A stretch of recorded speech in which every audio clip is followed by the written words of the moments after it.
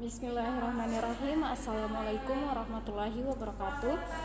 Nama saya Asminarti dengan NIM 2021 0501 01065.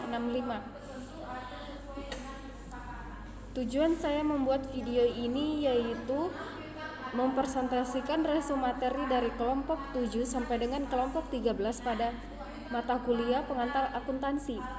Baik, langsung saja kita mulai dari kelompok 7.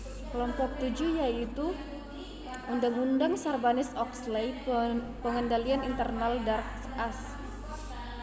Sarbanes-Oxley atau Undang-Undang Perlindungan Terhadap Investor dan Pengaturan Akuntansi Perusahaan Publik atau yang kadang disingkat SOX atau SOA adalah sebuah produk hukum federal Amerika Serikat yang menetapkan standar baru dan lebih baik dari semua Dewan Manajemen Perusahaan Publik serta Kantor Akuntansi Publik atau KAP yang ditetapkan dan telah disahkan oleh Presiden George W. Bush pada tanggal 30 Juli 2002. Tujuan Sarbanes-Oxley yaitu berdasarkan paparan website www.soxonline.com dikatakan bahwa maksud dari Sarbanes-Oxley ACT adalah untuk melindungi investor dengan meningkatkan akurasi dan keandalan pengungkapan perusahaan dibuat berdasarkan undang-undang sekuitas dan untuk tujuan lain. Selanjutnya, pengendalian internal DARK adalah rencana organisasi dan semua tindakan yang dirancang untuk mengamankan aktiva, mendorong karyawan untuk mengikuti kebijakan perusahaan, meningkatkan efisiensi operasi, dan memastikan catatan akuntansi yang akurat dan dapat dipercaya. Selanjutnya yaitu jenis-jenis pengendalian internal. Yang pertama, mengendalikan akuntansi yang berfungsi untuk mengamankan sumber daya organisasi dari penyalahgunaan dan menjaga kecermatan serta kecermatan data akuntansi. Kedua, mengendalikan administrasi yang berfungsi mendorong efisiensi energi dan mengupayakan agar kebijakan ataupun tujuan manajemen dapat tercapai. Selanjutnya materi kelompok 8 yaitu akuntansi piutang. Pengertian akuntansi piutang. Piutang merupakan salah satu unsur dari aktiva lancar dalam neraca perusahaan yang timbul akibat adanya penjualan barang dan jasa atau pemberian kredit terhadap debitur yang membayar pada umumnya diberikan dalam tempo 30 hari sampai dengan 90 hari. Selanjutnya hal-hal yang akan diterima dalam berutang. Yang pertama bunga, kedua piutang sewa, ketiga pendapatan piutang. Selanjutnya penggolongan piutang dan umur piutang. Piutang lancar, piutang tidak lancar, piutang yang dihapuskan dan piutang yang dicadangkan. Jenis-jenis piutang ada 3 yaitu piutang usaha, piutang wasel, dan piutang lain-lain. Wasel tagih adalah perjanjian tertulis untuk membayarkan sejumlah uang tertentu pada suatu waktu tertentu atau sesuai dengan kesepakatan bersama. Selanjutnya internal piutang merupakan salah satu cara perusahaan untuk mengantisipasi kemungkinan piutang tak tertagih. Selanjutnya investasi jangka pendek yaitu investasi yang dapat segera dicairkan atau dapat dari kelebihan dana yang bersifat sementara yang dimiliki oleh perusahaan. Selanjutnya tujuan-tujuan investasi jangka pendek. Yang pertama, memanfaatkan kelebihan cash flow untuk sementara waktu. Kedua, memperoleh tambahan dana. Selanjutnya yaitu karakteristik investasi jangka pendek. Ada 6 karakteristik jangka pendek, tapi saya akan menyebutkan 3 saja. Yang pertama, dapat segera diperjualkan atau dicairkan. Kedua, investasi tersebut ditujukan dalam rangka manajemen kas. Ketiga, berisiko rendah. Baik, kita lanjut materi kelompok 9 yaitu aset tetap.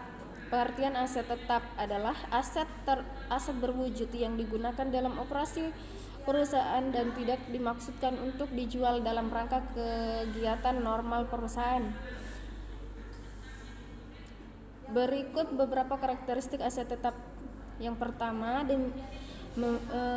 dimiliki perusahaan untuk digunakan.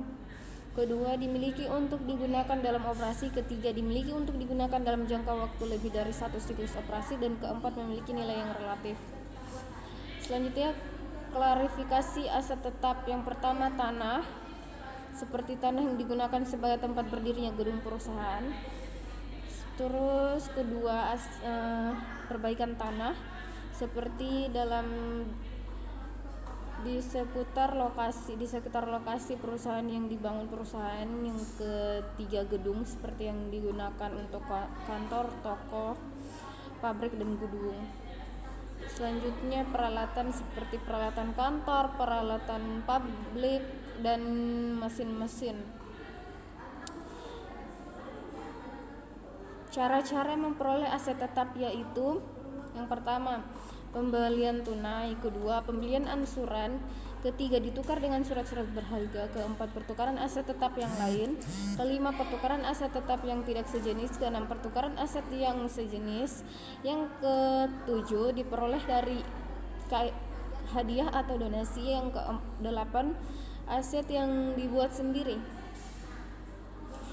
Selanjutnya, faktor-faktor yang mempengaruhi besarnya penyusutan. Yang pertama, nilai aset tetap yang digunakan dalam perhitungan penyusutan. Kedua, taksiran manfaat mencerminkan besarnya kapasitas atau manfaat aset tetap selama dipakai. Lanjut, materi kelompok 10 yaitu aset tak berwujud. Aset tak berwujud merupakan aset non-moneter yang dapat diidentifikasi dan tidak mempunyai wujud fisik, seperti merek dagang, hak paten, goodwill, dan aset tidak berwujud yang berhubungan dengan teknologi. Selanjutnya, dalam pengertian akuntansi, aset tidak berwujud adalah: yang pertama, diperoleh atau dibeli dari pihak lain untuk dikembangkan sendiri oleh perusahaan; kedua, memberikan hak-hak mutlak dan istimewa kepada pemiliknya; ketiga, memberikan manfaat dan digunakan dalam operasi normal perusahaan; dan yang terakhir yaitu mempunyai masa kegunaan relatif, permanen, atau lebih dari satu periode akuntansi. Selanjutnya, para pakar akuntansi telah sepakat bahwa kriteria aset tidak berwujud: yang pertama, immateriality, yaitu tidak berwujud; dan yang kedua, interpendensi, yaitu ketergantungan pada aset lain; ketiga, non-transferability, yaitu tidak ditransfer tanpa mengganggu jalannya operasi perusahaan. Selanjutnya, pengelompokan aset tak berwujud. Yang pertama, yang adanya umur dibatasi oleh undang-undang, peraturan, perjanjian, atau oleh sifat aset itu sendiri. Kedua, yang tidak terbatas umurnya, misalnya goodwill, merek dagang, dan lain sebagainya. Yang ketiga, kelebihan nilai investasi dalam saham untuk perusahaan induk pada perusahaan anak. Di atas ini kepentingannya pada kekayaan perusahaan anak. Selanjutnya, faktor-faktor yang mempengaruhi umur aset tak berwujud. Yang pertama, undang-undang, peraturan, dan kontrak, ketentuan-ketentuan yang diatur dalam kontrak. Kedua, ketentuan dan syarat untuk memperbarui, untuk memperpanjang penggunaan yang diatur dalam kontrak. Yang ketiga, pengaruh persaingan, permintaan, ketinggalan zaman, dan faktor ekonomis lainnya. Selanjutnya, jenis-jenis aset tak berwujud. Yang pertama, hak paten; kedua, hak cipta; ketiga, franchise atau hak monopoli; keempat, hak merek dagang; kelima, goodwill; keenam, biaya perusahaan, biaya penelitian dan pengembangan. Selanjutnya, materi kelompok 11 yaitu akuntansi liabilitas. Pengertian liabilitas adalah kewajiban yang harus dibayarkan perusahaan dari pihak lain untuk mendapatkan nilai ekonomi, salah satunya dalam proses operasional bisnis. Dalam akuntansi, liabilitas berbanding terbalik dengan aset. Hal itu dikarenakan liabilitas adalah kewajiban kepada pihak lain, sedangkan aset adalah sumber daya yang dimiliki untuk menjalankan operasional. Karakteristik liabilitas dan jenis-jenis liabilitas. Karakteristik yang pertama yaitu seluruh jenis pinjaman baik dari bank atau perorangan. Kedua, suatu peristiwa atau transaksi yang sudah terjadi dan mewajibkan entitas. Ketiga, tanggung jawab atau tugas yang mewajibkan entitas pada pihak lain. Selanjutnya, jenis-jenis liabilitas yang didasari dari jangka waktu pembayaran dan sifat urgensinya. Yang pertama, kewajiban lancar atau jangka pendek, kewajiban tidak lancar atau jangka panjang, dan kewajiban kontingensi. Selanjutnya, pengakuan, pengukuran, dan penelitian. Pengakuan lebih berkaitan dengan pedoman umum untuk memenuhi karakteristik informasi, sehingga elemen laporan keuangan hanya dapat diakui bila kriteria definisi relevansi, reliable, dan keterukuran terpenuhi. Kedua, pengukuran. Beberapa hal yang perlu diperhatikan dalam pengukuran. Yang pertama, kewajiban dalam pembelian kredit. Kedua, diskop atau premium utang obligasi. Ketiga, kewajiban moneter dan non moneter. Yang ketiga yaitu penilaian adalah menentukan nilai kewajiban. Penilaian kewajiban pada saat tertentu adalah penentuan jumlah rupiah yang harus dikorbankan seandainya pada saat tersebut kewajiban harus dilunasi. Baik, kita lanjutkan materi kelompok 12 yaitu akuntansi penggajian.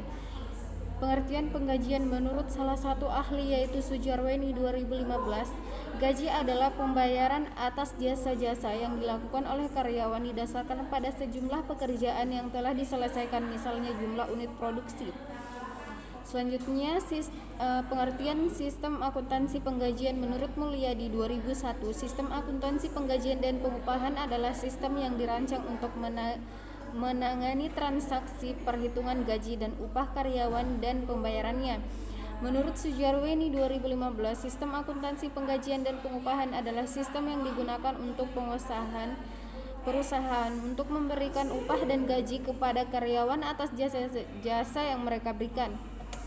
Selanjutnya, berdasarkan pengertian di atas, maka dapat disimpulkan sistem akuntansi penggajian adalah sistem menangani pelaksanaan kegiatan dan fungsi utama perusahaan yang dirancang untuk menangani transaksi perhitungan gaji karyawan dan pembayarannya. Tujuan pemberian gaji dan upah oleh perusahaan menurut Handoko dalam Hermawan DKK 2016 yang pertama yaitu memperoleh personalia yang ekuivalent. Kedua, mempertahankan para karyawan yang ada sekarang. Ketiga, menjamin keandalan. Keempat, menghargai pelaku yang diinginkan.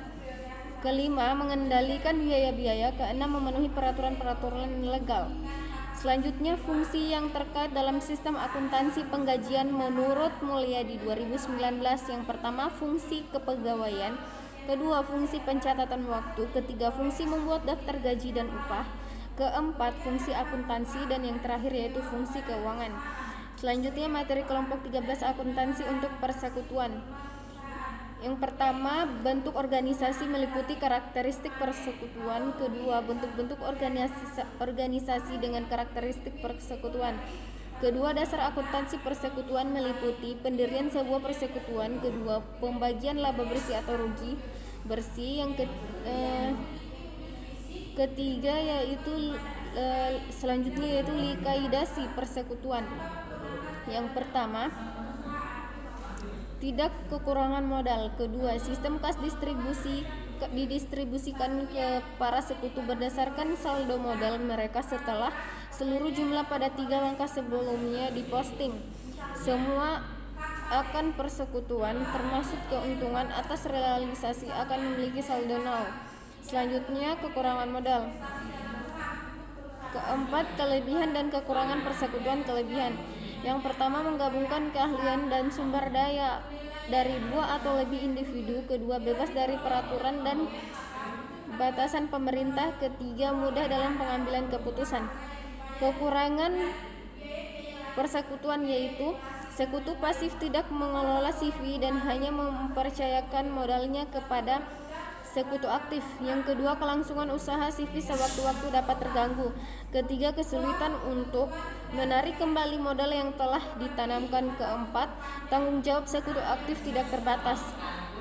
Baik, itulah presentasi resume materi pengantar akuntansi dari kelompok 7-13. Demikian tugas UAS saya yang saya presentasikan, semoga dapat memberikan manfaat untuk kita semua. Assalamualaikum warahmatullahi wabarakatuh.